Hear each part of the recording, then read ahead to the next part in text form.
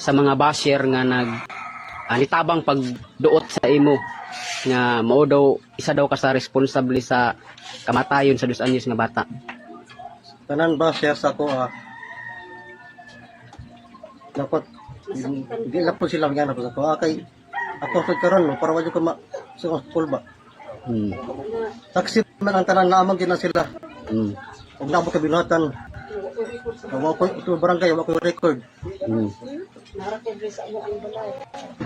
Hindi kang sa bukid, malugsong ko, nara ko bibita sa balay, tagisanay ko magawas gani. Magawas ko og naipan iton, tindahan. Na inganaan ko nila na ako nagbuhat sa ingon sa bata. Kisa pa ikabuang ko na ako nga, ako yung nagpatay niya, tapos dalon na pro na ko sa area. Oo, lagi po doon. Ako rin ko nakita. So, kining mga tao ba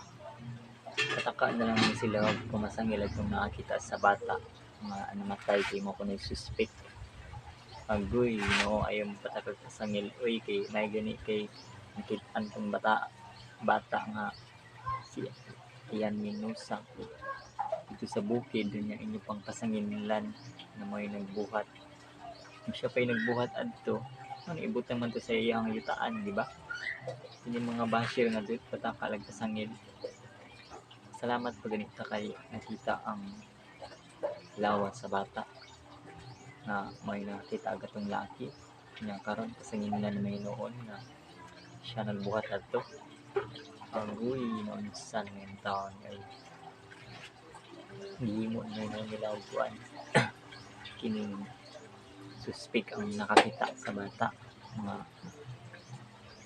dili man ta angay pasangilan angay paganito pasalamatan kay may nakakita para makita na ang justisya o kinsay nagbuhat itong bataa diba kanya pasangilan lang sa mga tao nga daot ng mga pangunahuna diba munang ay mo patarag pasangil kay ang mga kamag-anak natong nakakita sa bata mga suko kay nanong pasangilan man kuno siya nga siya ramen nakakita tanawa di ba may tanawang video ayun niya nangurog pagali kuno siya nga nakakita sa bata o di ba it means dili nga din siya ang nagbuhat adto anong pasangilan ba nato siya ramen nakakita di ba so hulat lang ka sa autopsy kung sa'y result yun kay yun daw ang mga kapulisan ang suko daw ni Alto na daw sa balay sa yung ginikanan sa namatay ila daw imbestigahan ng utro or basin na daw makuha dito nga sa badiha para ma-resolve na gid ng kasuhan makita na gid sa bata ang iyang hostisya kay gigayon pa na nila na wala gid na ko ang dugay pa kayo na ang tanda ng pinakabulan manang pinaot paspas ang aksyon para ma-resolve na ang hostisya sa bata kini mga basher uban hilom ng tanong ay para kuan ba ulit nga sa resolve hindi kay patakaran kasangil sa nakakita nga luoy ko kayo kung nakay kasingin nga ninyo og siya ang nagbuhat adto dili man ba siya ang nagbuhat di ba luoy kay guys sabi ang iyang mga kamag-anak mga suko na kay moment siya hindi pa suminginlan siya mga suspect sa bata nagbuhat sa 2 years old posible ko daw siya yung nagbuhat adtong ibutang madon niya dito sa yutaan nila ila man tong yutaan kay